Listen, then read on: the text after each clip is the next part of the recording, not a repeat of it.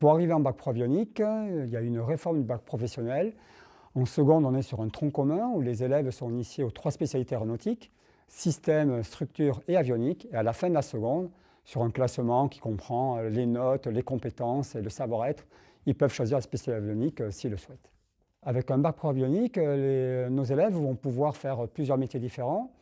Ils vont pouvoir travailler, faire la maintenance des systèmes avioniques sur aéronefs, aussi bien sur avion que sur hélicoptère. Ils vont pouvoir aussi travailler, ce qu'on appelle travailler sur sous-systèmes, faire du dépannage d'équipements spécifiques avioniques, les calculateurs, des systèmes de radionavigation dans des entreprises spécialisées. Il peut y avoir aussi certains avioniques qui deviennent ce qu'on appelle des câbleurs intégrateurs-monteurs, qui vont intégrer tout le câblage aéronautique à bord des avions, dans les lignes d'assemblage chez Airbus par exemple. Ce qui me plaît dans la formation avionique, ça va être de travailler dans les technologies de pointe, également aussi de travailler sur des systèmes complexes en électronique, que ce soit sur des systèmes de vol, des systèmes du pilote automatique qui sont équipés sur les avions ou sur les aéronefs de manière générale, et également sur d'autres systèmes comme les commandes de vol par exemple. Ce qui me plaît dans cette formation, c'est le câblage, réaliser des diagnostics, faire des dépose-pose d'éléments en avionique. J'aime aussi l'informatique numérique, c'est ce qui est présent dans les calculateurs dans les avions. Les qualités nécessaires pour réussir en avionique sont, on va dire, les qualités inhérentes au métier de mécanicien aéronautique.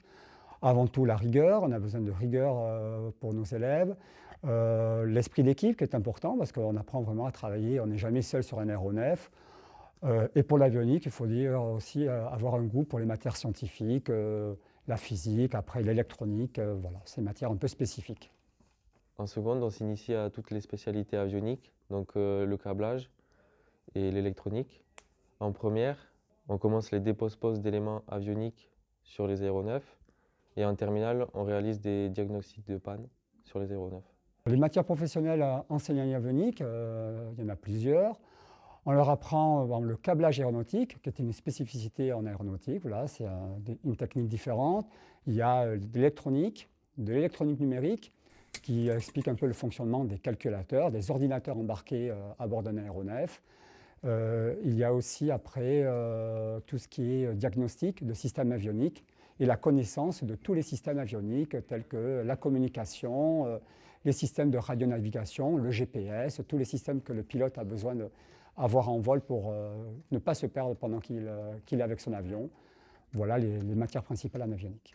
En avionique, pour moi, les matières qui vont être vraiment importantes, ça va être les mathématiques et la physique. Également l'anglais et l'anglais technique, forcément. Et après, tout ce qui va être les cours spécifiques aux matières professionnelles et en partie aussi les matières et les parties théoriques pour ensuite pouvoir mettre en application en atelier. 3 stages en entreprise de 22 semaines, 6 semaines en seconde, 8 semaines en première et 8 semaines en terminale dans des ateliers avioniques, dans les entreprises qui emploient des mécaniciens avioniques.